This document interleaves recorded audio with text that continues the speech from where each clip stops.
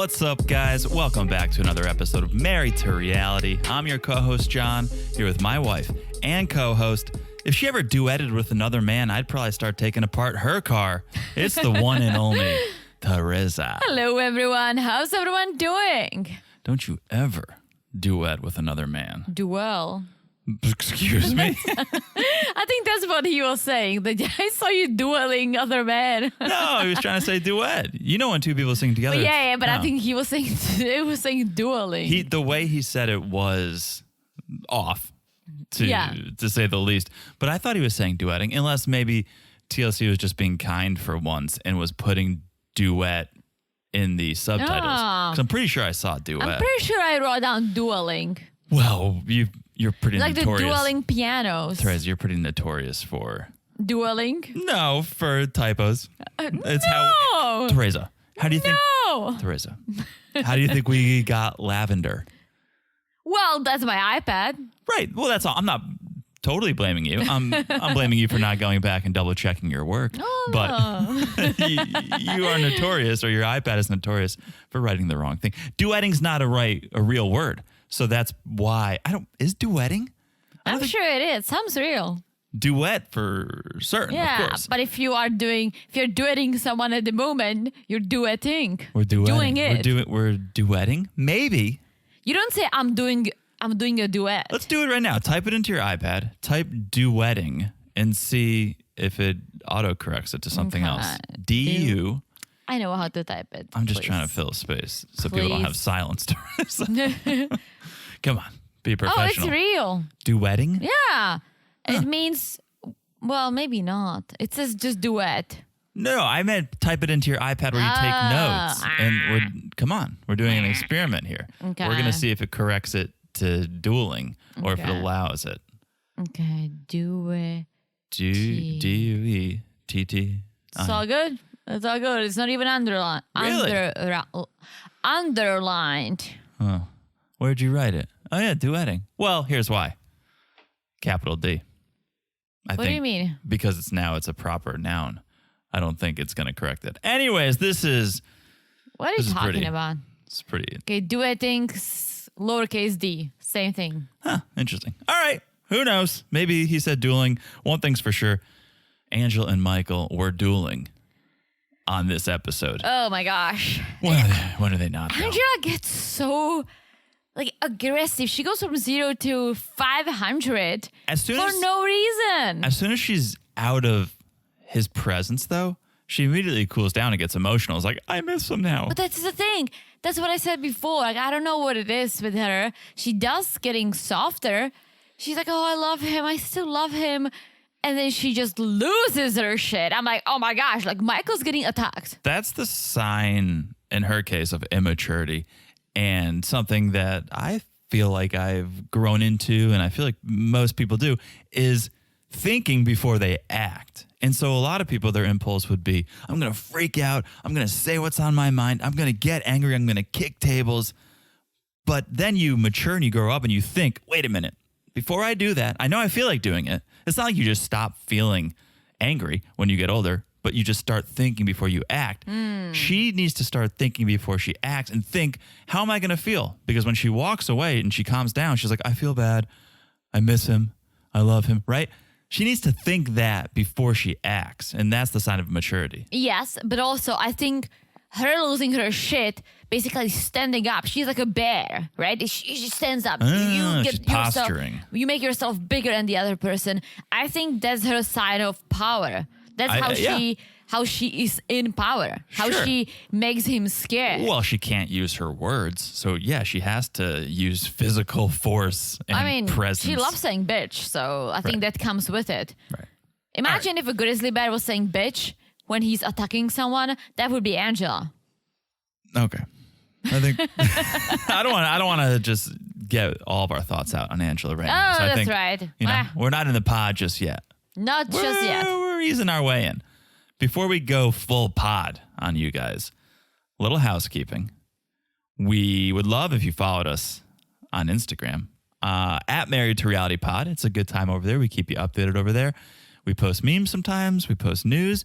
But primarily we talk with you guys. Yeah, we talk mostly with me. Guys, I love it. We love it. John sneaks in the background. Let's take a peek. Yeah, he goes in, sneaks a peek. So he's not being left in the darkness. But when you guys send us your thoughts, I love it. When you send us articles, you see I shared with John, so he's aware. We love it. Please keep doing it. Yeah, and send us by the ways, because one of my by the ways this week is from a friend of ours. I love it. So yes, that's at Married to Reality Pod on Instagram. Also, you're following the Instagram, you should join the Patreon. There's a lot. I can't even stress enough how much is going on the Patreon right now. There is the single life coverage, of course. That's the main event over there. But we're just dropping bonuses left and right. For the family affair level, we just dropped The Real Love Boat. Yes. It was a real shit show, but it's an interesting show. I don't know if we'll follow up on that and do another one. But I feel like I might want to watch it just for myself. Well, we have with you. Obviously. We have 2 in the bank because I think there's 3 episodes out now. We've only covered the first episode, so we could watch. But we also dropped again for the family affair, Real Girlfriends in Paris. Yes. Okay. But then for everyone, we dropped. Well, not.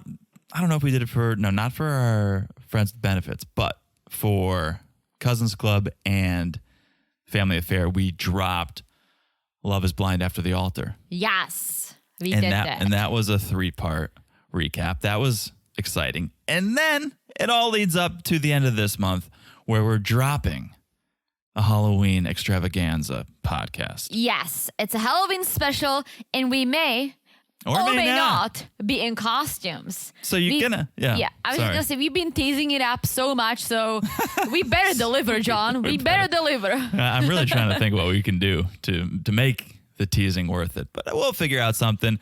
And the only way for you guys to find out what we do or do not do is get on the Patreon. We're going to give it to every level, whether you're Friends with Benefit or you are Family Affair, everything in between. You'll get the Halloween bonus. So get on the Patreon. There's no bad time to sign up for Patreon because there's subscription billing now. So you don't get charged at the first of the month. That would suck for a Halloween bonus if people signed up for the 31st and then they got charged on the 1st. No, if you sign up on the 31st, you'll get charged November 31st and then December 31st. So we love the Patreon. We're having fun over there. We hope you guys are too. And join. Well, here's the secret. Our patrons aren't listening to this right now. That's very true because we cut out the housekeeping. Yeah. So if you're sick of us doing this and you're sick of the ads, just join the Patreon. You get all of it for free. I mean, for free. Ad-free. Yeah. Minus the housekeeping. Yeah. So none of that housekeeping, none of the ads. That's for every level, starting at the lowest tier. So patreon.com, Married to Reality. Enough of that. Next on the list is following this podcast. Yes. You follow the Instagram, you're on the Patreon. Follow this podcast wherever you're listening. It doesn't matter what platform. We're platform agnostic. We want people to listen everywhere, but we want to make sure you're following the podcast. So whenever we drop an episode, it comes right to your device. You don't have to think about it. Boom, you got it. Press play, you're listening. It's so easy to do. You look down, you smash that follow button. That was really good, by the way. But guys, smash it like it's as hot as the one and only, my favorite country in the world. It's the Czech Republic. I saw that coming from 4,000 miles away. How could I not? How could I not? I was Jonathan? about 20 minutes ago, I was about to ask, hey, do you have a smash like it's hot? And then I said, I know what she's going to do. How could I not? How could you not? It would be disrespectful if you didn't smash it as hot. Let me add one more thing to the Patreon debate the Patreon promotion. I don't think anyone's debating. Debating. No. The Patreon promotion, guys. You guys know we love winter and the fall. We always talk about it. There's so many reasons why we love it, but also October, Halloween, November, Halloween, Turkey Day, and December, it's Christmas and New Year's. I know where she's going with this. Just like I know where she's going with We are going to be dropping specials on top of our specials for all these special occasions on the Patreon. John doesn't know. He doesn't know. I know. I know. And for the November special, guys, tune in because I love Thanksgiving. All right. For the December, I'm a sucker for Christmas, so it's gonna be good. All right. You heard it here first. I guess we got a lot more work to do. Patreon.com/married to reality. All right. And last but not least, we love love. If you guys haven't left a review, please do. It's the free way to support the pod. Really, it helps us get out there, makes us feel good. We read the 5-star reviews on this podcast right here. Do you have any? I got a new one All that I'm right. going to read from our friend Sin City Nobre. Okay. Hello, Sin City Nobre. Titled New and Loving It. Welcome. New and loving it. New listener, although this is a few months old. So I love it. New and loving I'm it. catching up. You guys are heeding my call and you're leaving reviews, and I love it more Keep than them coming, guys. Keep them coming. I love it more than I can explain, but it just means we're backed up and reading them. So this one's a few months old, so he is no longer new, but still loving it, I hope. Here we go. 5 stars. Teresa's stories are the best. Oh. You never know what you'll hear on these recaps. I wish they lined us up for Nutella tastings at my school when I was little. That was a wild story, guys.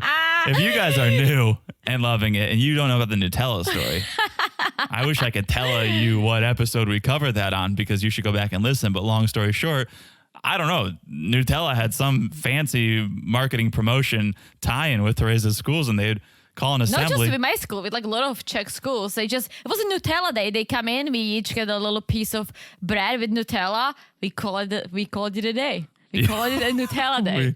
We all are Sin City Nobre. We all wish that happened at our schools, but Listen, they did but not. it worked. You bought it. I went home and told my parents how much I loved it, and they bought it. There you go. All right. Thank you, Sin City Nobre. Beautiful review. We all love Teresa's stories. So thank you for that. If you haven't left a review, please do. And if it's a 5-star, we'll read it on this podcast, the one we're doing right now. Yes. All right. Before we get into the episode, should we do a little 90-day, by the way? Sure. All right. A couple quickies over here, because I'm ready to get into the episode. So a couple quickies. Number 1. Last week, we heard she made $500 a paycheck, barely enough to bribe anyone with the cow. Are you talking about Kim? Talking about Kim. Well, now she's posted. She's left her job at Mimi's Cafe in San Diego. Mm-hmm. She's no longer at Mimi's Cafe. She started a new adventure. Wait, what was she doing at Mimi's Cafe? Was she a barista? No, I'm going to guess waitress, but I could totally be wrong. Okay. I don't know why I'm guessing waitress. I'm generalizing when I hear cafe. I think most jobs are wait staff, but I could be wrong. Okay. Who knows? Maybe she was the manager. I don't know. I just don't think $500 a paycheck. You probably, maybe that doesn't include tips. Add that in. I don't know. All right. She left that job. All right. And now she's starting as the receptionist at Kona Kai Resort and Spa. All right. Good for her. Good. I felt like we did a couple, by the ways, 2 in a row, actually, where we kind of shat on Kim. We shat on her ex-husband who's locked up. Then we kind of shat on her for fraudulent Her charges. ex-husband who was locked up when they got married. So True. So I just feel like let's shine a little light on Kim, and she's got this new opportunity, and I looked this place up. Pretty nice. Okay. We could go for our anniversary if you want to head to San Diego. Rooms start at around $400 a night. So it's a nice place. It's a nice place. At the tip of Shelter Island. I don't know if you're familiar with Shelter Island in San Diego. No. But here's the thing. So I was doing my research, as I do, as a journalist, reading the website, Sure. booking a couple of rooms. And I saw it said in one of the amenities, like the highlights, 24-hour front desk. Oh, boy. So then I just started thinking, poor Kim's definitely like handling the 3 a.m. shift. But that's good. Is it? You know why it's good? Because she can talk to Usman. Ooh, Usman. Yeah, you're so right. The time change. I wonder if they're still together. And obviously, I don't know. we'll find out probably more towards the end of the season. But that's a great point. If she's up, they could be on a similar schedule. But go say hi to Kim. Go check out the Kona Kai Resort and Spa and pay her a visit. Say hello. And then let us know if you see her there. Yeah, let us know. Take a pic. Congrats to Kim. Maybe she can afford a better cow next time. All right. By the way, number 2. And thanks to our friend Maya for this one, for sending this one in via the messenger, via the Instagram. Get on that Instagram. Send us some hot tips, some hot leads. This past Friday, Benny of Ari and Benny just had his latest MMA fight. Yes. Okay. You're very you're doing your hair for a second. No, my hair was like stuck to my eyeball. It's really annoying when it happens. You don't have long hair. You don't understand the struggle. You don't understand, John. I don't. I grew it out in going. college for a year. well, for like 9 months. And then How long? it wasn't that long. A little bit. It was like almost like a hockey flow. Oh, look at like a little mullet. My hair is like too- a little mullet. A little Is mullet. that what was happening? Yeah. My hair's like too puffy to really fall properly. So I always had to take a shower, put a hat on, and then it would kind of push it down. It didn't look bad. I kind of liked it, but I know what your hair is gonna look like I in know. 30 or 40 I know years. how you so. know. Yes. Like father, like son. Okay.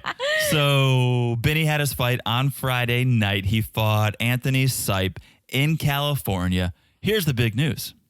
He won, which makes Benny undefeated. 3 for 3. He's fought 3 times. He's won 3 times. That's awesome. It was a TKO in the second round. Technical knockout. And good for him. You can watch the fight on YouTube. You can just search like Biniam Shibre MMA. His fight will come right up. He's leaning into the 90-day thing because they introduce him. When they call him into the ring, next into the ring, they say, you seen him on 90 Day Fiancé, baby, Benny, cool. And like he goes in. So he's totally owning it. He's using that 90 day. All right. Well, why not? Yeah. Why not? He's delivering. He's clearly pretty good at fighting. I know, like I read the message from our friend Maya. I'm sorry.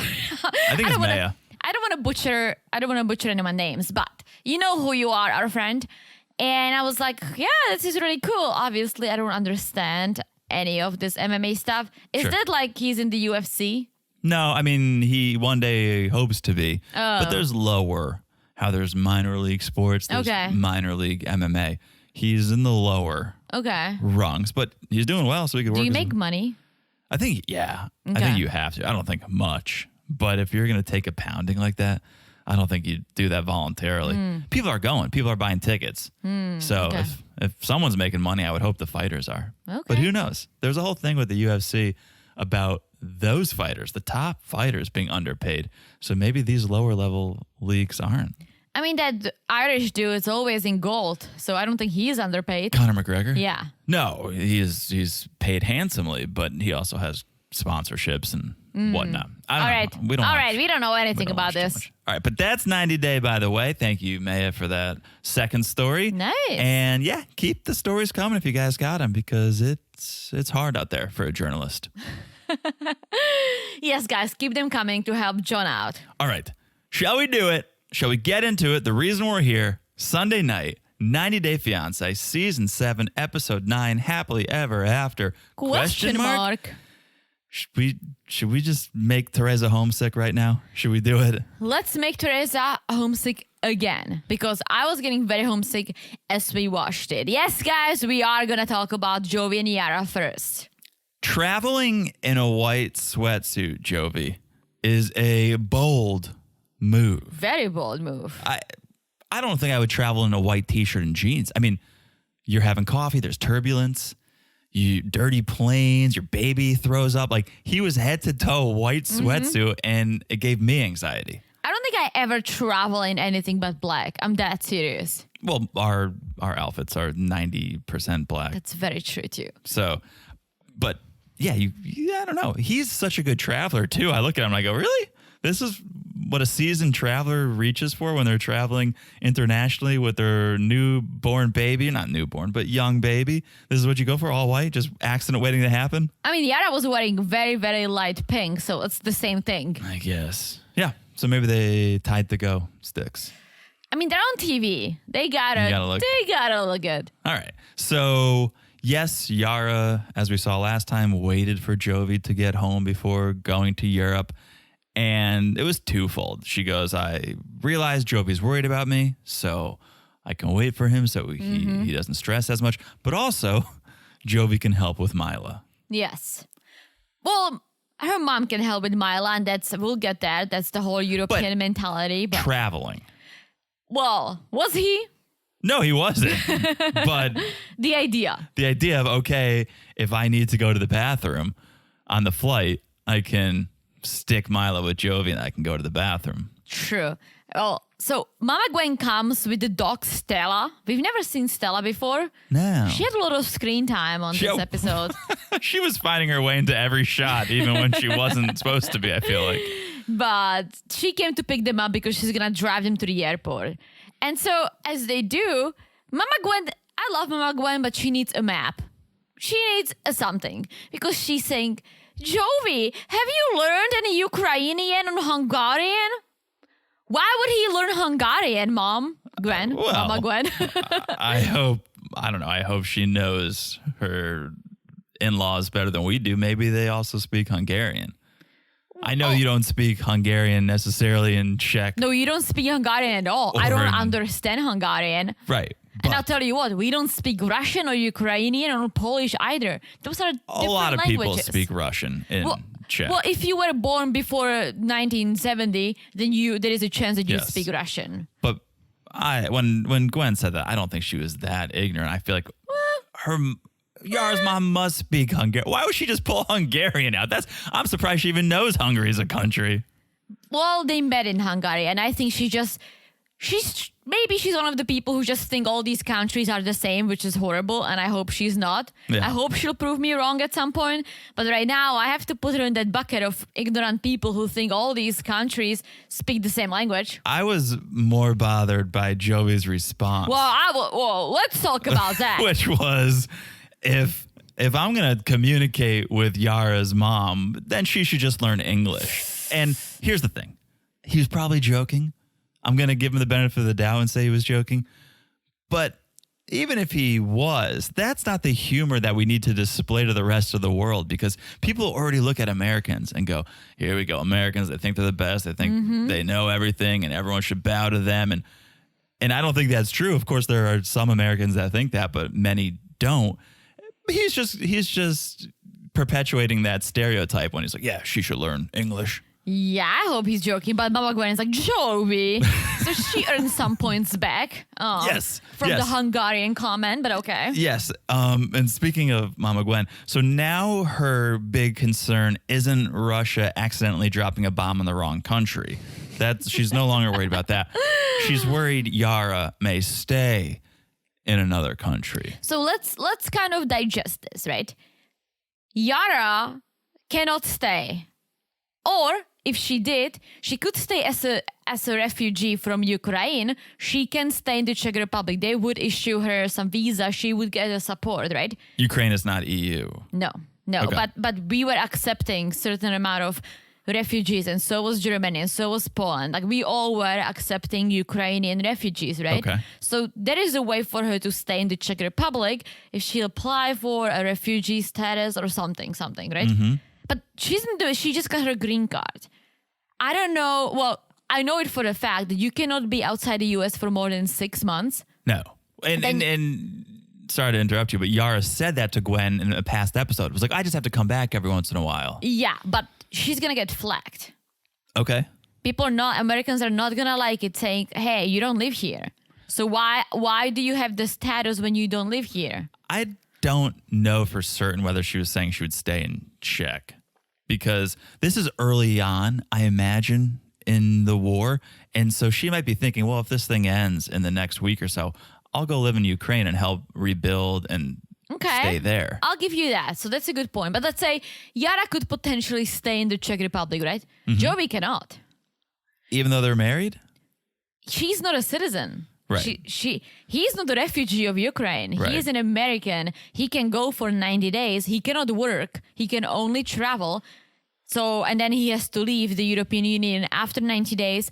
Cannot do anything for a living unless he get visa. If he got a visa or she somehow got citizenship, then she cannot get citizenship like this. That's just not. Yeah, I mean, this is a little out of her Getting wheelhouse. a citizenship for the Czech Republic, you have to live there for 5 to 6 years. And then you have to be there legally. Really? Mm-hmm. You have to presently live in the Czech Republic to get a citizenship. Okay. I mean, I think it's all a pipe dream. I don't think she's going to go permanently back to Europe. I think she loves the States and what's been afforded to her in the States. But of course, she is homesick And especially you add on top of just normally being away from your country for a year or two, you add on the stress and fear of a war. Yeah, of course, your natural instinct's going to be like, I need to go there. I can't be at home. I got to go with my family. 100%. And I feel for her very badly, but I was trying to explain to her friends who might be wondering, saying that, yes, Yara may be able to, right? Yeah. Legally. Yeah. Not Jovi. Yeah. So they get to the airport. Poor Mila was not happy to leave Mama Gwen. She was in tears, and it was an emotional segment top to bottom for me. This added to the emotion, seeing Mila get so upset. But there was some comic relief when just over the shoulder, you kept seeing the semi-swell dog in the car window. Stella. So, yeah, just being adorable. Being an adorable dog. I liked the dog. It was a cute dog. So they board the plane. They take off. Did they fly a normal plane internationally? It seemed like 3 seats and 3 seats. You know why? Because they are in New Orleans. There is no direct flight from New Orleans. But I know. So I thought, okay, they're going to fly to JFK or they're going to fly to... It seemed like when they landed, they were still in that 3 and 3. So there is a chance they flew hypothetically NOLA to Atlanta to Frankfurt, and then Frankfurt to the Czech Republic. But international 3 and 3. It's such a small, tight plane. Hey, think about it. No. Did you just hear me? I'm saying when they... They flew because So we didn't see the middle leg? hard it was for us to find a flight from Florida with only one layover. Yeah. And honestly, you can. It gets very expensive. 2 layovers are more easy. Plus, with a kid, you want that. You want to leave the plane, walk around a little bit, change the baby. So I'm pretty sure they had like 2 layovers, and that's why you saw 2 smaller planes. Okay, that could be. So, ahoy! They arrive in the Czech Republic. Ahoy! Yara's mom, Olga. This is the first time we've really met Olga. Yes. We've now seen her on some screens, but we meet Olga. She looks very Eastern European. Just saying. Yeah, she is. Oh no, I'm just saying like she does look very Eastern European. Look who is talking. I don't look. I look excuse me? I look European Excuse as fuck. me? I look European AF. I know. I know. Your whole family does. Really? Yes. Yes. Is it because of my grandma's purple hair? You've all got a beautiful Eastern European look. Central.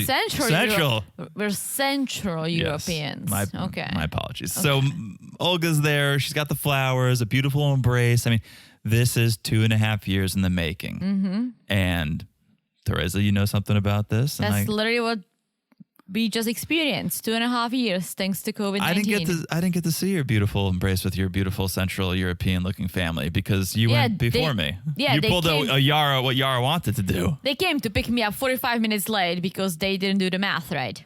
Ooh. So I was waiting at the airport for 45 minutes. I was very close to buying a cigarette, so I didn't. How was the embrace? Talk to me about the embrace. Did they bring you flowers? No, they brought me a rohlik. Oh, that's nice. Mm-hmm. That's better than flowers. Mm-hmm. Made with flour. Yes, that's very true. So, all right. They start heading to the hotel, and Jovi is driving, making me very nervous because I guess he drives more now, but the first time we saw him, the first season, he was always in an Uber. He never drove. And we thought, oh, does he know how to drive? Does he have a license? Does he have a suspended license? But now he's just landed in Europe and he's getting behind the wheel. Made me a little nervous. I have to give him some kudos because driving in Prague is a shit show because of the trams. Ooh. Like you have to know how to. I personally, I don't fully know how to drive around these trams. And when I say trams, I don't mean when you go to Tampa, there is the one tram, or you go to another city. Yeah. Prague is filled with trams. We have a metro, but there are so many trams, and you just need to know how to ride with the trucks. I keep hearing tramps, like Lady and the Tramp. No. Like Prague is filled with tramps. That's why I got out of there. It's too many tramps. Tram, guys. It's like a trolley. Yeah. Yeah. But yeah, this is how difficult it is, right? A few months back, Jaromir Jagr got hit by a tram in Prague Luckily, he was in his Kia and nothing happened to him. The Kia looks like a can, like an opened can. Why was he in a Kia? You realize 95% of our audience has no idea who Jaromir Jagr is. Jaromir Jagr is the Czech hockey legend and the hockey legend in general. Yes. He had quite the career here in the States. Yes, and he is almost 50. He's been driving his whole life, but he got hit by a tram. Yikes. So that's how difficult it is to drive in Prague. I'm not even joking. He got screwed by a tramp too a few years back. Didn't some lady take a photo of him? Yeah, like he hooked up with someone, and after a sexy time when he took a nap, she took a pic. Yeah, that's messed up. All right, so while they're in the car, here we go. Classic scene with Yara and Olga talking in Hungarian. I'm just kidding. I was about to throw something at you. Speaking in Russian or Ukrainian, and Jovi just like, what? What's going on? What do you guys? I hear my name. What are you talking about? And two thoughts. One, learn a little bit of the language. Two, this is why you should have let Yara go to Czech before you. Get all the gabby out. Get all the nice to see you, what's been going on, catch up. You have a week of that. And then when Jovi arrives, it'll be a more mutual hang. Agreed. That's my feeling. But Yara, you're so good at translating. You're so good at... I'm too good. Your head is on a swivel. It's like a tennis match when we go to Europe. You're just back and forth translating. Oh my gosh. I don't know how I do it. I think many times I catch myself talking Czech to John and English to my parents. And you're always like, no, switch. But okay. So they're in the car. And again, emotional segment top to bottom. But it got super sad when they were driving through Prague and Yara's like, oh, I really miss Europe. It makes me miss Kyiv and I can't wait to get back. And Mom's like, Kyiv doesn't exist anymore. Kyiv's destroyed. It's just like, what? It's almost like hearing that like a parent passed away. It's like, what? It's no more. I'll never again. What? It was so emotional to just see that and the reality of that. Yeah. No, it was very sad, very emotional, and I feel for all those people. Who knows what's gonna happen? I mean, it's not looking too good, and I don't want to get political or anything, but it's not looking too good. No, but Yara is. I mean, she's one person, but she's saying, "Okay, let's go. We'll help rebuild." And I think a lot of people gave her shit when the war first started because people would go, "Oh, you're sitting at home, you're drinking this and that," but it does seem like she obviously cares and is going to do everything she can to help her country. Yeah. I hope the war ends soon. I mean, it's crazy. It has to. I don't know how it's going to end or who's going to end it, but I know Ukraine's trying to speed up their acceptance to the EU, which will, and NATO. Who knows what that's going to do? No. I mean, let's not get political. Yeah, here, let's not get political. Let's get to the hotel. Everyone freshens up. Even in Prague, they're drinking Aperol spritzes. Oh my God, my friends fucking love it. They all drink it. Huh. They all drink it all the time. When my friend came to visit before we moved to Florida, we were in New York, went to a bar. First thing she ordered, Aperol spritz. I mean, that's Joey and Yara's signature drink. It's very European. Is it? I mean, I knew it was European. To me, it's not Czech, but... No, it's not Czech, but European people love it. All right. So they're sitting there, they're relaxing. They're talking about Olga, Mother Olga, watching Mila and how it's nice to have that support. I was just going to add, as they were driving through Prague, like I knew exactly where they were, like the bridges and stuff. Yeah. And that made me very emotional. Very like, I want to go back home again. That's the same feeling I get watching Darcy and Stacey when they're driving through Connecticut. I feel you. I know exactly. I know exactly what you're saying. I'm like, I know that Dunkin' Donuts. I've gone there before. All right. So Joey's like, Olga, you should come to the U.S. as a refugee babysitter. That would be great for us. Get a refugee status, then I can go to the strip club whenever I want, and you can just watch Mila. Well, not that, because she would not be able to return to Ukraine for 10 years. But they could apply for her green card. She doesn't need to be a refugee. That it takes time, but Olga can get the green card through Yara. And that would not do anything with her refugee status, I'm sure. Wouldn't be the worst Yeah. idea.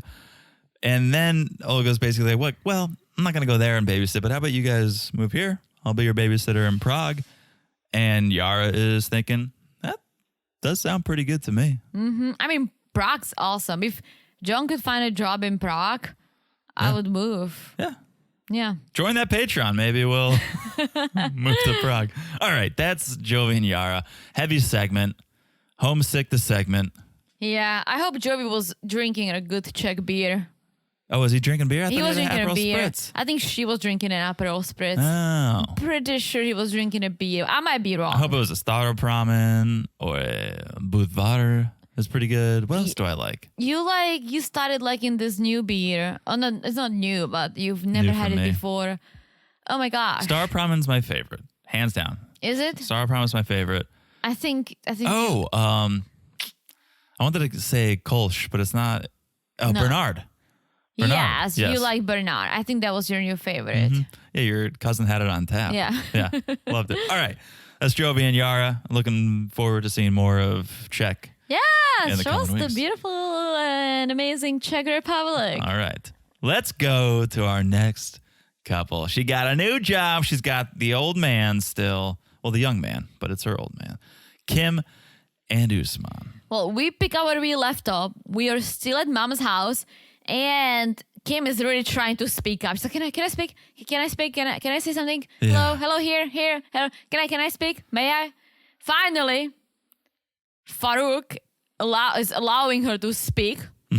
She gets very emotional. She's like, "I'm a good person. I dare you to say I'm bribing somebody." She's like, I'm not the perfect woman for him, but if I have to go home, if I'm not accepted, I will.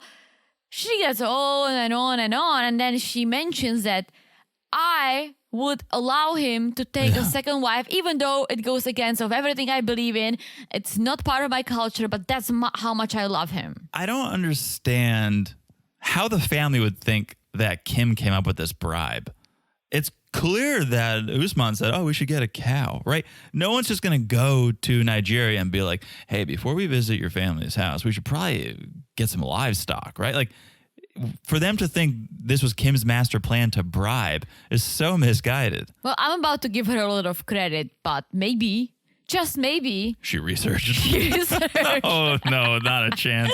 No, Usman said, hey, let's make a good first impression. This is what you have to do. Usman put her up to it. Yeah. And so don't just let her sit there and get berated. Oh, you're a bad person. You're trying to bribe us. This and that. It's like, no. She was clearly trying to make a good impression. She wanted you guys to like her. And you're turning it around. And yeah, she goes, ask anyone that knows me. They know I might forge a check once in a while, but I would never bribe someone. Oh, boy. Give me that. And- Yeah. Yes. And she's like, talking to the camera, saying, I'm nothing like BGL. She set up this bad reputation for all American women. But honestly, to give his family some, not credit, but all they know is, all right, she's older, she's American, she wants to marry him. Yeah. Like that. It looks don't like a think- BGL. It smells like a BGL. It must be a BGL. I don't know if she smokes. I don't know if Kim smokes. We don't see her smoking. Maybe she does. I don't know. She did at one point in her life. I'll tell you that. Oh, yeah. But, yeah. BGL smoked all the time. So maybe she smells slightly less like a pack of cigarettes. But that's about it. That's what the family sees. They don't know her, right? Even if she is BGL 2.0, let yourself find that out. Don't immediately just go, oh, another white older woman must be like BGL. Give her at least a day or two to see if she's any different. Well, I'll tell you what the issue is. Who cares that she's white or American or whatever? She's old, Right. and she cannot have kids, period. Right. This is it. All they want for Usman is to reproduce. They want him to reproduce from someone from his region. But Yes. if she was, young and ready to have babies, American white woman, I'm sure they would think about this differently. They might think longer and harder about it, but I don't know how much differently they would think about it. I think they do. They want Usman to stay close by. They want him to stay in the country. They want him to stay with someone from his community. And mom even says that, right? Because Kim says, I'm sacrificing so much. I love him. The reason I would allow him to take a second wife is so that you could have grandchildren. It's not something that I would do in my culture, but I would do it for you guys because I can't have kids. And mom's like, okay, well, yeah, I don't oppose him marrying an older woman, but he should marry a younger one first. Yeah, younger one first. Let's get the babies going. And then, I mean, if you want to marry someone who's going to do your laundry, go for it. See, I don't know if I believe mom's statement here. I almost feel like she's going, yeah, she's delaying it. Okay, sure, one day he'll marry you. That's fine. I'm not going to get into an argument over this. I could just say, yeah, one day she's delaying it. And then either thinking I'll keep saying you guys should delay it, or hope when Usman marries a younger woman, he goes, this is actually all I need. I don't even, Kim who? Yeah. Right? So that's mom's stance now is sure, one day maybe you guys can get married, but he should prioritize a younger woman first who could give him children. Yeah, and I think mom thinks the same as Kim. If Kim feels like the love we have now, I'm doing the quotation marks, the love we have now would not be there if he marries a younger woman and have a kids with her. Like, it would change, right? That's what mom thinks too. I think so. So she gets up, she walks away, and they don't know what to do. Kim refuses to be the second wife, which I find comical because she's been told multiple times now, it doesn't matter what order you get married in, whether you're the first or the fifth, you're all equal. So she thinks, I'm not going to be a second wife. That's just a number. You're going to be, the first wife doesn't get more love, technically. You're all equal. Yeah, but that's not what she sees and hears. All she hears is second. She's like, I'm not going to be second for anyone. I'm worth way more. I think it's because she got screwed up so much in her life. Yeah. That she was cheated on, etc. So now she's not going to be the second. No matter what. And I think deep down she still thinks that the first wife is the wife and the rest of them are just these baby production. Sure. It's baby factories. Yes, thank you. I think you're right. And that's why I think it's comical, because when someone tells you something, listen to them. And so when Soulja Boy says, no, all the wives are equal, and then Soulja Boy's friend says, no, all the wives are equal, you should understand and appreciate that all the wives are equal. Doesn't matter if you were married first or last. True. So that's a little bit of nonsense over there. They leave. Soulja Boy's trying to calm Kim down and tell her everything's good, everything's going to work out. And Kim says, if that wasn't your family and someone said that, I would have been out that door. Like, she would have lost her shit, flipped the table, freaked out. And Soulja Boy wants to calm her down, so he starts like snacking on her neck. Yeah. Just trying to comfort her. And I'm trying to read this going, okay, does he actually love her? Is he actually into her?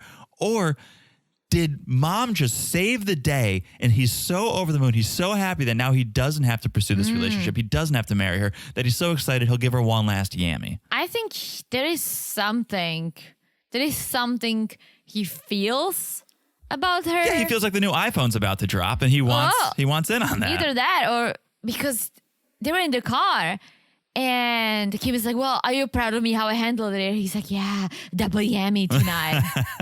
It's like, okay, ew, but okay. I think he might be excited that he's reached the finish line, that mom just gave him an out and he's like, sure, I'll throw you the yam one more time and then we'll be done. Or crazier things have happened. He's really into her. I don't know. Maybe that's his type. People keep shitting on Summit how he could be into Jenny, but they've been together for a long time and he still seems to be into her. But Summit's not getting the attention Soulja Boy is. Soulja Boy will later say, like, I'm getting thousands of girls in my DMs. I'm sure he is. Yeah, oh yeah. Summit's maybe getting one or two weirdos, you know? So Soulja Boy basically says, my mom is second to God. What my mom says goes. I have to respect her. And so I have to marry a younger woman from my country first. I can't go against her, and then I could marry you.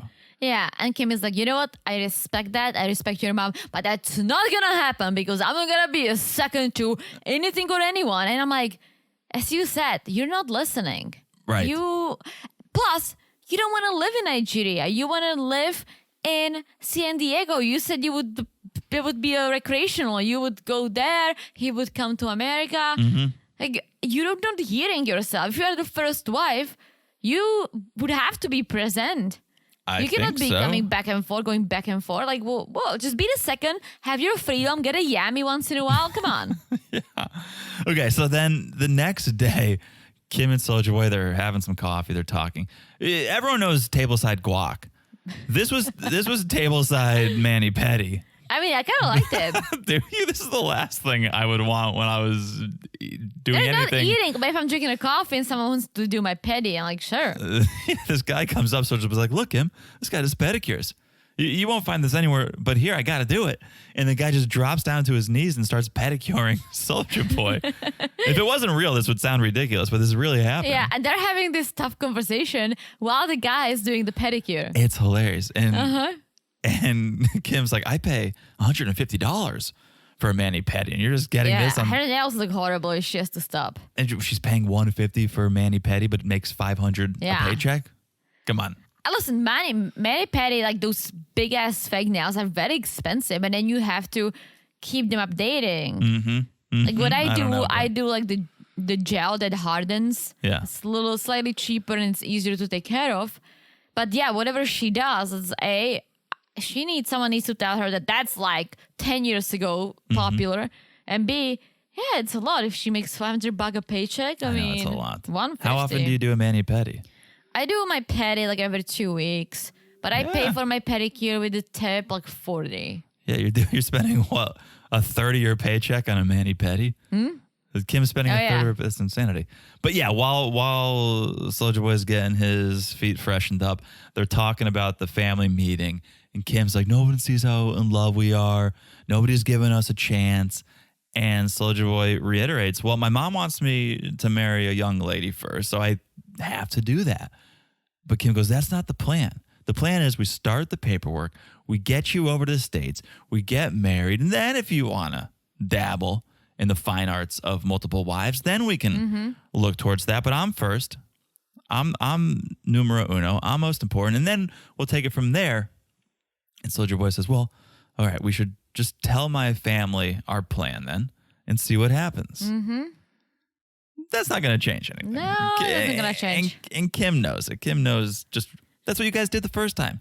Didn't change anything, right? And it's not going to change anything if you do it again. Well, this is why I think that maybe Soulja Boy is into her, because he says, we'll try to go to mom again. If not, I'm just hoping that Kim will wrap her mind around being second because she loves me so much.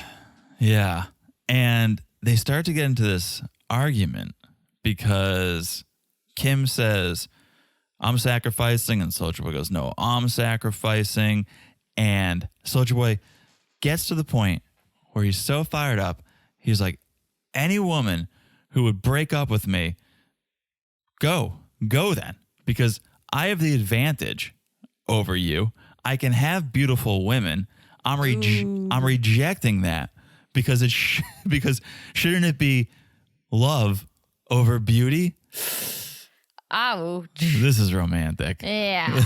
Kim is like, "So I'm ugly now?" And then she storms off. At least she didn't throw coffee in anyone's face. That's progress. Yes, that's progress. But she storms off, and Usman follows her. Does he follow her? No, he doesn't. I think he's finishing his mani-pedi. Yeah, I think he finishes it. Well, he tells the camera, "Oh, if we break up, she'll regret it. I won't regret it." This is where he says, "I have DMs full of beautiful, young, rich ladies. So what am I losing?" But she storms off to the hotel room. Yeah. She's crying. And she's like, "I'm just so tired of his fucked up comments." And that kind of got me thinking, like, wait a minute. Remember the opening scene of this season when she's whitening her teeth because Usman said her teeth are white? Yeah. So now he's basically calling her ugly in so many words. Like, he is saying, "Oh, I love her," while he's trying to slowly improve her. Well, we can all improve. But Yeah, but coming out, and saying, well, looks, I'm choosing love over looks. yeah. That's such an insult. Yeah. Such an insult, especially because you didn't even offer her a mani-pedi, right? That'd be a baby step. It's all for him. And he does. He stays behind. Once she runs off, he stays behind and he just eats his lunch by himself. I don't see this happening. I don't see this lasting, of course. I mean, how could it? He needs a younger woman to have a kid. Yes, she keeps saying, sure, I'll allow him to take a second wife if I'm the first one. Even if that happened, right? Yeah. How long is she going to tolerate it? She's not. I just don't. She's not. Come on. At this point, I don't understand it. I understood how he ended up with BGL because he was a nobody. And he wanted to get to America and he wanted his name to get out there. So he went with BGL. I get it. Now, there must be young, attractive Americans that are reaching out to him. Oh, for sure. So why not pursue that? Why are you still pursuing older women who your family's not going to accept? Because that's interesting for 90 days. I guess he would. No, at this point, if he found some 23-year-old smoke show from Miami, 90 Day would still follow That's true. them. And he could have his cake and eat it too. That's true. I mean, I don't know. Maybe he is into, maybe he's really into these older white women. But do you remember he said he's not opposed to having the young lady from America or Jamaica? Right. Like he's still thinking about it. Oh, for sure. He's still thinking about it. Yeah. All right. What I'm thinking about is that we should take a quick break. Well, let's take a break. Take a quick break. We'll be back in a second. And we're back. Hello, Jonathan. Hello, Teresa. I almost said ahoy because of Czech. Oh, and because of Below Deck. Yeah. But no. Alas, it is just a hello. It is just a hello, but We are back. hello goes very far when I say to you. No? What am I saying? I was just trying to make it sound like it's a nice gesture that I do. Hello. It is. It's all how you say it. Say it in your phone sex voice. Yeah, it goes very far. Jesus. Hello. TMI. All right. Let's talk about this next couple here. Bilal and Shida. The snoozers, but let's do it. Snooze. Speaking of snoozing, they didn't snooze their alarms. They got up at the ass crack of dawn to get Well, their you first have to get their first prayer in. No, I know you have to. This is why I cannot be religious. You know why you have to? Because it's the first day of Ramadan. You pray 5 times a day. Yes. And so they're up at 5 a.m. I wonder if there's, and I'm just going to show my ignorance, there must be certain times of the day that you have to pray. I know when we watched Nicole and Asin, they rang the bell and it was time to pray. That must be the same thing here. It's like sun up, sun down, and then what are the other? I should have done research, but I did not. Yeah, so they don't eat, they don't have sex, They nothing. fast. They fast. Well, yeah. they fast from sun up to sundown, and then after you can eat and have your drink, not liquor. But Bilal is also abstaining from talking about babies too. That's the other thing he's fasting from. He's taking a break from talking about babies. Yes. So after they pray, they start cooking, and that's just not to snack on it, No. but to prepare for the first Ramadan dinner after sundown. They'll break the fast. Yes, and Shaira invited his whole family, hoping to gang up on him when it comes to the babies. I'm surprised Dr. Jim didn't get an invite because this is the first Right? episode where we don't have Dr. Jim, and he could definitely add something to this conversation. Yeah. But no, he doesn't make an appearance here. And so they're cooking. Bilal is just, and he does this a lot, just telling Shaira how not to do things. He's the worst sous chef in the world. If you're not going to cook, then let the chef take the lead. Well, I think he's grilling, but I thought he was like looking at different containers. I'm like, Was he? what is this? You're doing it wrong, basically. He's always he's got like- a comment. At least she didn't finger bang a chicken this time, because the last time she cooked, it got a little sexual. Remember? I mean, that's how you do stuffing, but okay. Remember she was like, oh yeah, you got to clean your chicken like you clean your lady parts. Ew, yeah. Wait, that did you was- not? Why are you ewing me? I didn't come up with that saying. Shida did. That's all I'm saying. At least you didn't finger bang a chicken this time. In the month of Ramadan, you got to there's abstaining. She's abstaining. No sex. No sex. Yes, that's right. She got the PG in the kitchen this time. But yeah, she made a barbecue sauce and Bilal is like smelling it. It's like, ew, like what is this? It's like, oh my God, Bilal. Like everything she does is not incorrect. Just like live with it. It's just not your way, Bilal. And that's okay. So Yes. dinner time. Whole family's there? Yeah, we meet Bilal's brother Rahim that Yeah. sounds and looks like Bilal. Yeah, they're definitely related. He wonders about Shida's yoga. And apparently she's going to open a studio in Kansas City once she gets her employment card. Because it's in the contract. Bilal is supposed to pay for it. Come on. I can't believe they bring up this contract at the dinner table with the family and everyone's just like nodding their head. Shida's like, it's in the contract that by 40. I'm like, you guys are just all nodding your head to the fact that they have a baby contract? Yeah. You guys are all insane. Have you met Bilal? They're all insane. I would be like, wait, what? Contract thing is real? You guys weren't joking? You guys signed a piece of paper? All right. Yeah, it's in the contract. Yep. Yeah.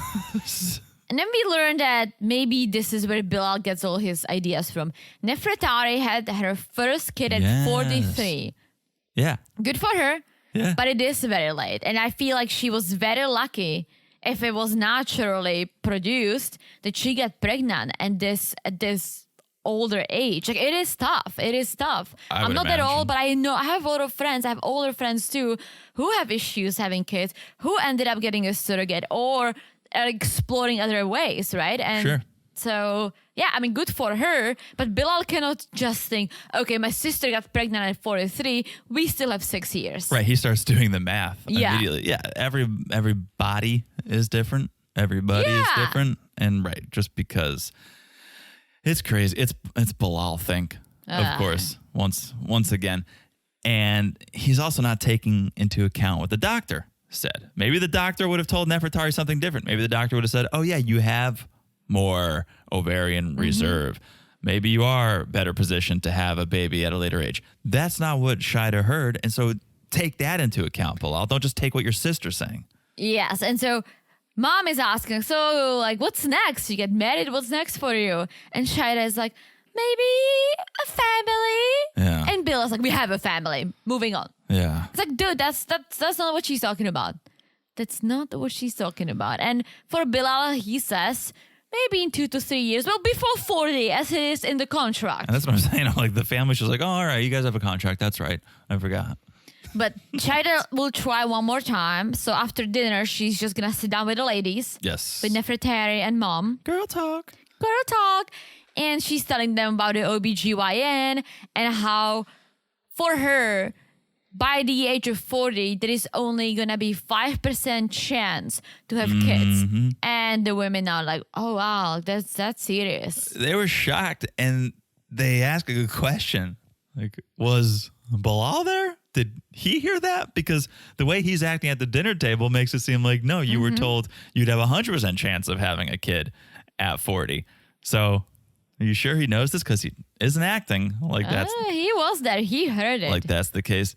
Yeah. And so mom, good advice, goes, you guys need to talk. Oh, yeah. You guys need to talk about things, get on the same page. Time is ticking and figure it out. Yes. All right. That's short and sweet. That's it for them. No doctor, no nothing visit sweet. to the doctor, not even a Zoom. I'm sure next week. But now, speaking of doctors, Jenny and Sumit, we need an update. We need a stomach update on Sumit's leakage. I need to find out what's going on there because I've been having nightmares since last week about his displaced navel and the leakage that follows. He looks fine. So they're back home in the old house, unpacking, and Sumit's going to meet his family because we know he wants to smooth things over. Yeah. And he's like, Jenny, like, are you coming? She's like, no, like I'm unpacking. I think the fact that he invited her was a big thing. Like he's asking her, come with me. Let's meet, face the parents together. And she's like, nah, like I'm over it.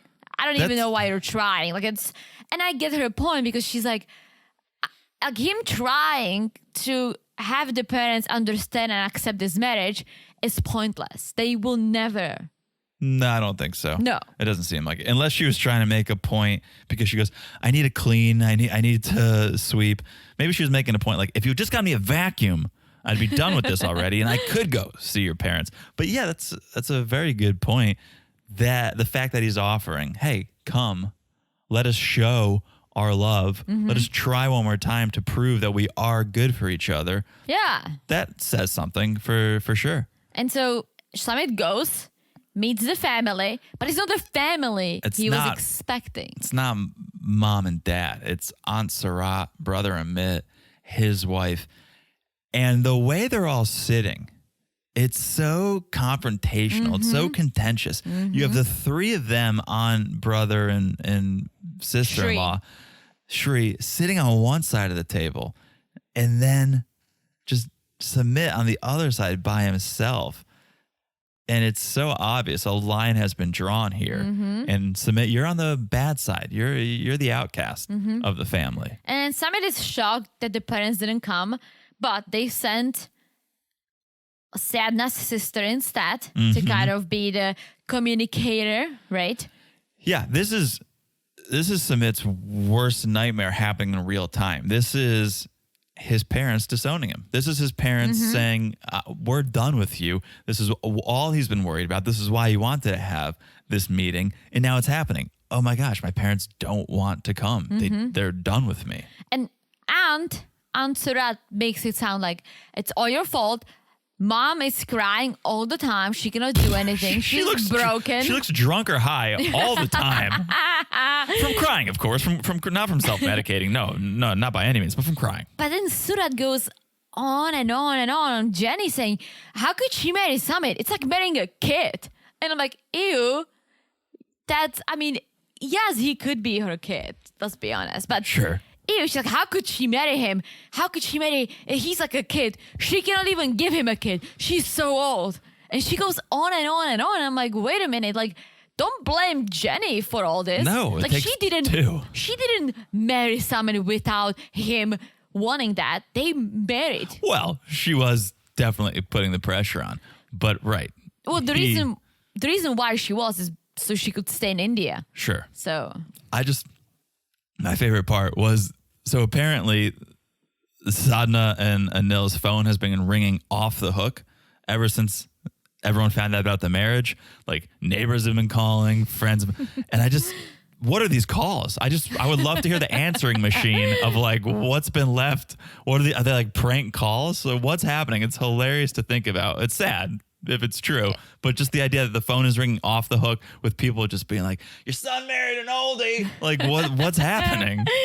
I mean, again, it goes against the culture, and there are probably people are like concerned, like, well, what's going on? Like, ew, he married a babushka. What's going on there? It was such a good point, I thought, when Sumit brought up, my parents arranged a marriage for me. I wasn't happy. Now I found love. Now I'm happy. I was like, that's so true.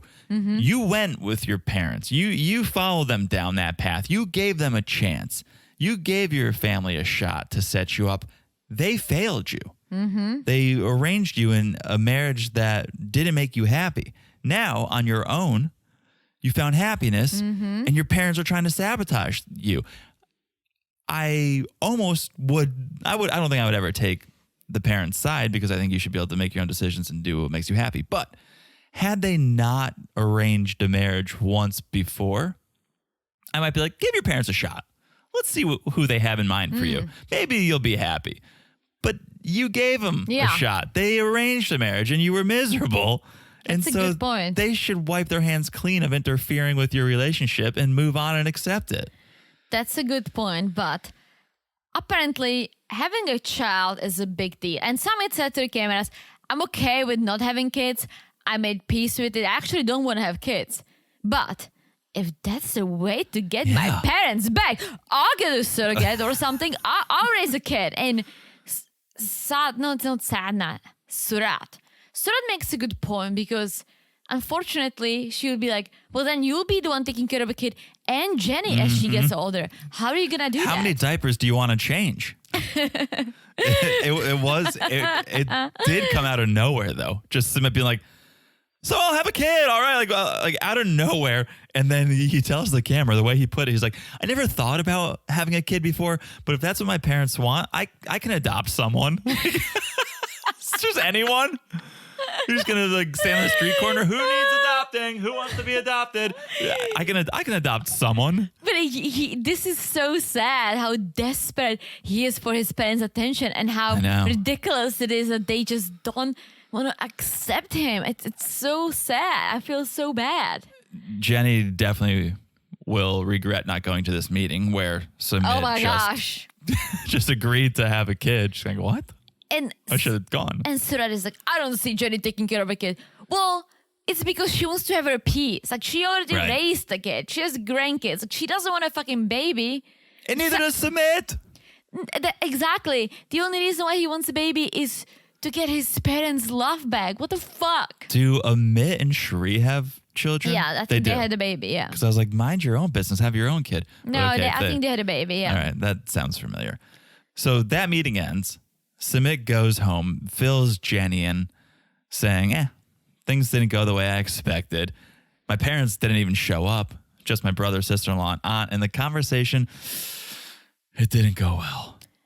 Jenny just snacking. Jenny just listening to this devastating news, just eating Doritos or something. I don't know what it was. Did you say the kitchen was very clean? Well, that's why she stayed home to clean. That's her effort. She's going, I'm going to clean this place in case maybe the meeting goes well. He invites mom and dad over for some drinks, for a happy hour. This place is going to be spotless.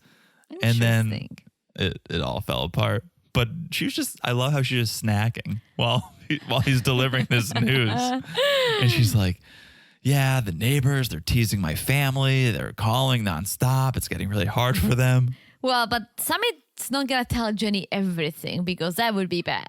He's going to keep some things to himself, like him having a baby. And even with him keeping that to himself, Jenny goes, well, maybe it's time we move to the U.S. Mm-hmm. Wait, what? This seems as out of left field as Sumit being like, maybe we'll have a kid. There's just these two huge life events where we're just, maybe we'll just have a kid. Well, she's been bringing up U.S. for a while, so it's not that big. But she's like, in the U.S., everyone will accept us. My family will accept us. It will be great. I don't think she thinks about everything else. Like, where are you going to live? What are you going to do for a living? Well, you are retired. What is he going to do? He's going to find a job, meet younger friends. I mean, how is that even going to work? I don't know. Their life is not that spectacular in India. So it's not like, he's got a great job that he's going to lose. That's the thing.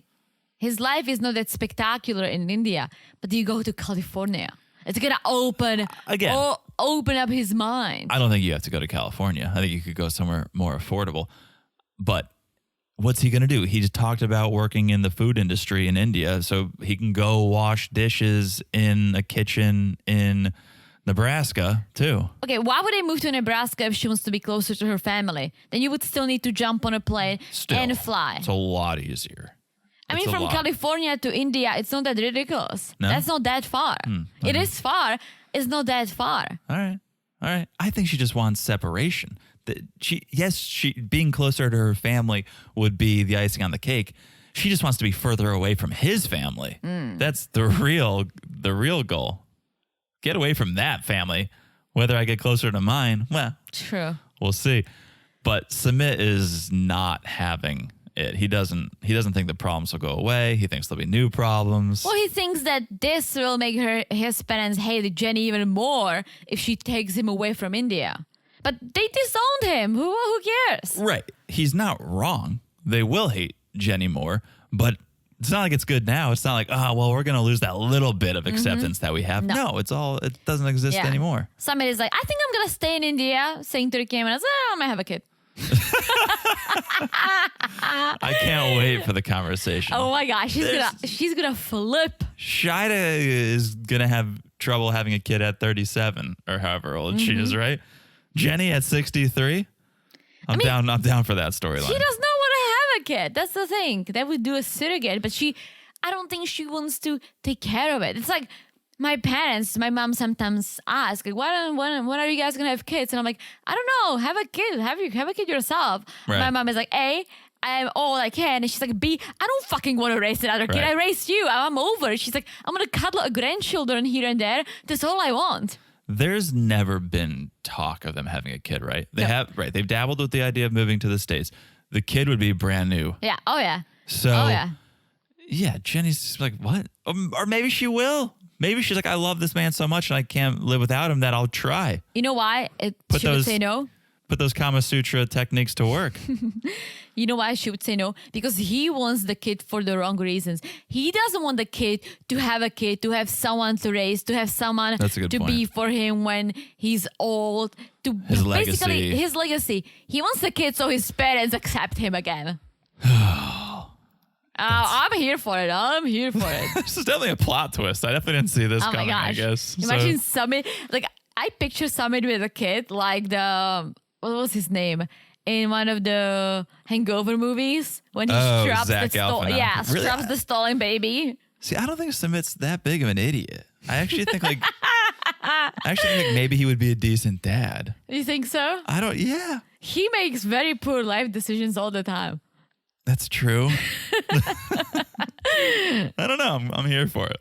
Me too. Let's see what happens. I'm also here for it for this couple. Oh boy, is this our last couple? It's our last, and we are about to wake everyone up because we're going to talk about Angela and Michael. also picked up where we left off. She just ordered 3 shots of vodka and a Heineken and stormed out of the bar because Michael wouldn't show her his phone. Yeah. So she just went inside, and this is where we see her sitting down, crying, saying, I still love him. Like, And Michael walks in, and she's like, wipes her tears, like, okay, Michael. Right. And he's trying. He's like, Angie, can we talk? Angie, I love you. She's not even listening to him. No, she's in a rage. It's so mind-blowing how outside, yeah, she seems calm, cool, and like, had a moment of clarity and realization. And then she goes inside and she's gonna pull out some like WWE wrestler moves when she finds out Michael wants to become an influencer. So that's why he has Instagram, because he's like, Angie, I'm making money on social media by posting. I'm trying to be the influencer. And she's like, oh, hell no. She kicks a table. Like she karate chops. She stood up. She did the bear over Michael. yeah. She got pissed. Imagine if he had bear spray and he just instinctively used it on her. I don't think she doesn't remind me of a bear, but Dog the Bounty Hunter. I've never seen my gosh. more Dog the Bounty Hunter than in this episode. But yeah, he says, I want to be an influencer. I want to make money. That's the only reason I want social media. And she can't wrap her head around it. No, and he's like, I'm 34. In my culture, men work hard, men provide. That's something I've never done because you promised to send me money. Well, you wouldn't let me. Yeah. This is another attempt at work that Angela is preventing him from doing. Because this is all about power. She wants him to be available It's not to all her. about. It's not all about power. It's all about insecurity. Well, yes, and power. I don't know that she cares about the power as much as she's so scared that he's gonna talk to other women, find another woman, just like she did on TikTok duetting. Yes, but honestly, I don't think Michael would. Maybe he would chit chat with a few ladies here and there. But as you said, she does that too. I don't think she would find someone else. I think he's really trying to be an influencer to make some money because she promised to give him money. Ask him not to work because he needs to be available to her at all times whenever she calls. I guess it's power. Maybe it's power. Maybe it's two sides of the same coin. But to me, that's insecurity. I need to know that you're sitting at home because I'm insecure. I'm scared where you might be. I need to know that if I call, you're going to pick up because I'm worried you're getting. Yes, I got the BJ. I'm worried you're going to be in the back, right? I forgot about it. Yes, I got the BJ. We need more Michael. Give us more Michael. Less of Angela. I forgot about it. He's so funny and unintentionally hilarious. But I think that's what it is. I think she's scared.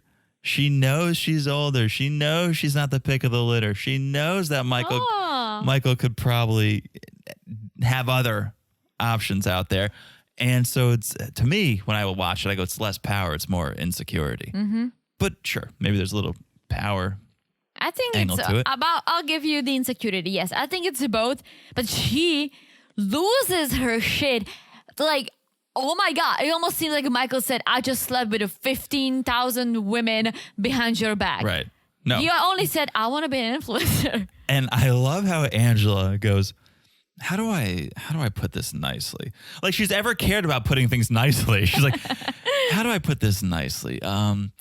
He doesn't have charisma. How do you, to be an influencer, you need charisma. All right. Well, Michael attacks back. He's like, TikToking, you're duetting a man. You're duetting. He's like, a man. He's like, you never told me you're duetting such person. It was oh man, he makes me smile and laugh and Angela was like, well, you're right. I did that, but I did that to get your attention. I wanted you to be jealous. I got my new body. I got everything. You didn't say shit. You didn't compliment. You didn't ask to see my boobs. Like, what's going on? Don't gloss over the good part. You What's the stopped good just part? shy of the good part. She's like, yeah, I did it to get your attention. You hadn't seen my boobs. You hadn't seen my cooch. You didn't. You didn't tell me. I missed it. Wow, this is mind blowing that a grandma speaks like this. Let me insert something over here, right? It's October. It's the breast cancer prevention month, right? Awareness, Awareness, yeah. sure. Everyone's doing it. Every office in America is doing it. We all wear pink, and it's a serious thing, right? And I just saw an article about this, about how women should check themselves, make sure they don't have anything, go on prevention checkups once a year. Yeah. Also, there was do not wear your cell phones in your bra. No. That's serious. Apparently, it must be a thing, and I guess like some women do it when they work out and shit. Really? I don't do it. I don't have big boobs, but yes, it was like, do not wear your cell phones in your bras because it is not good. Yeah, interesting. But that makes me nervous about keeping a cell phone in my pocket. Some people say that too. I don't know about balls. I try to keep it in my back pocket. Yeah. But if I'm like sitting down I don't think somewhere, it's like the signal, the reception. I think it's like the phones get warm. I might be making shit up I here. think you're making shit up. But put the disclaimer in.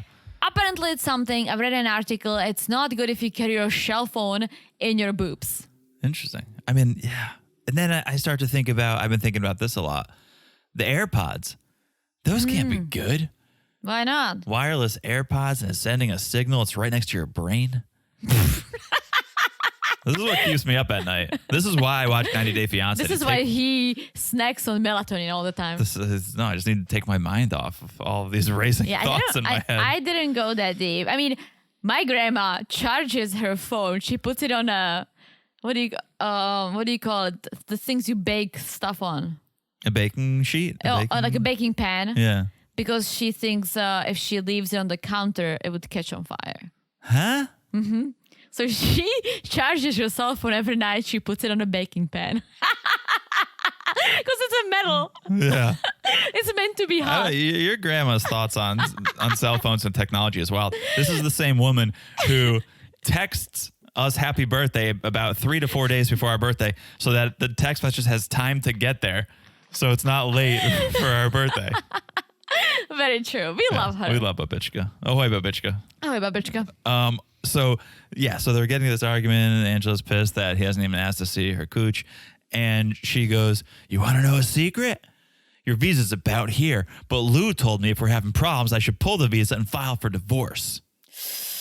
And Michael has like this smirk. When she mentions the visa are almost here, he gets this smirk on his face, but she catches it. She's like, you smiling? Smile, Michael. Wipe that smile off your face. Yeah. Oh my gosh. And she goes, you want to prove you love me? Take that Instagram down. You have till the morning. You know what's funny? This is all about Instagram. This is all. I know. That's it. There is nothing else. You want to know the sad part? What? A lot of people's lives are all about social media. That's very true. It's not like, this is all about some little thing, which you think social media is. No, social media is a big thing. Oh, I know. And people probably multiple people will get divorced every year probably over social media. Yeah. What you're posting on it, who you're talking to on it, the fact that you're spending so much time on it. True. I feel like, yeah, it's wild when you think about it. It's all about Instagram.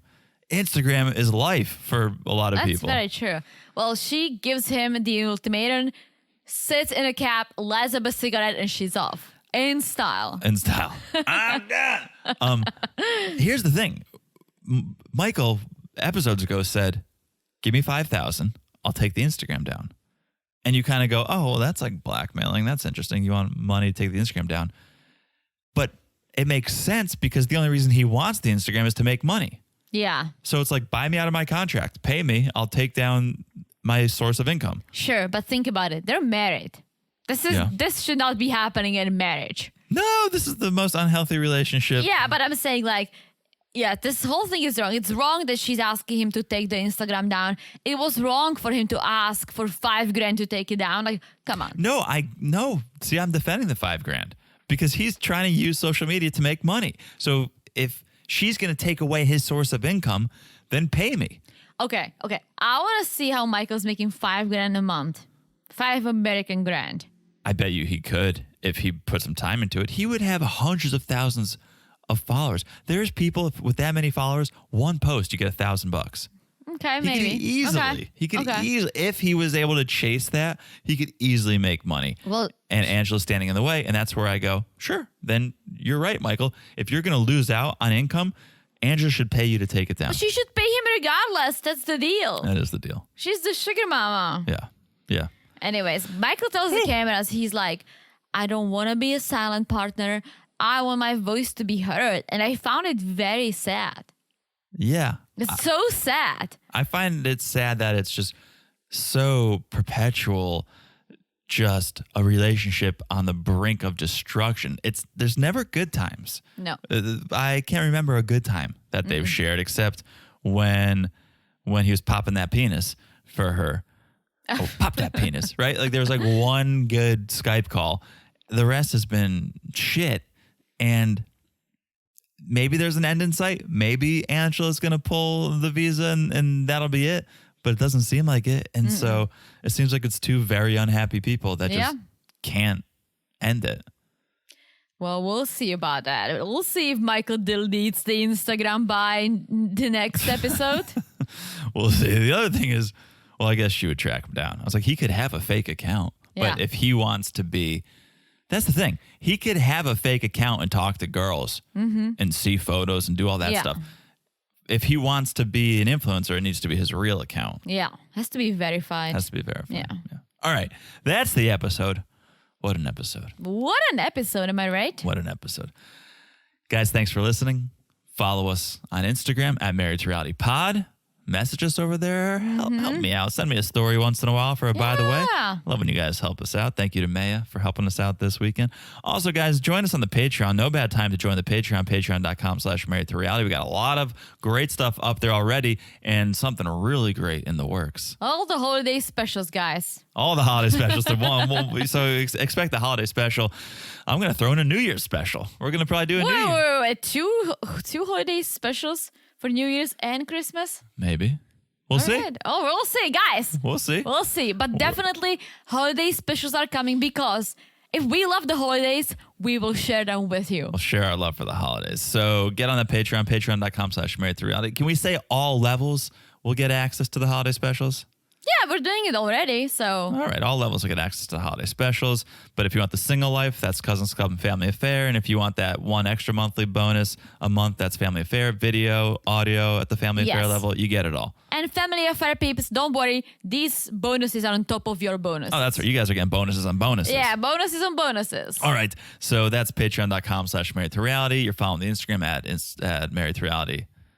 Pod. Thank you. There's so much going on right now. I'm just thinking about all the work we have to do. Make sure you're following the podcast, the one you're listening to right here. It's so easy to do. You look down, you smash that follow button. Guys, smash it like it's as hard as the beautiful review that we got. Oh. Because my stories are fab. And thank you for leading me into my final piece of housekeeping here. Sin City Nobre, thank you for the review. Thank you. A beautiful review. Yes, Teresa's stories are the best. Thank you. We thank you for loving the podcast. We hope you are just a longtime fan of the pod now. No longer new and loving it, just long time and loving it. So thank you for that review. We love. And if you haven't left a review, please do. All right, that is it. A bit of a longer episode today. So we had a lot to say. I had a lot to say. Thank you guys for listening. We love you guys. I've said it all. Have you said it all? All right, that means we'll talk to you guys soon. Bye-bye. Bye-bye.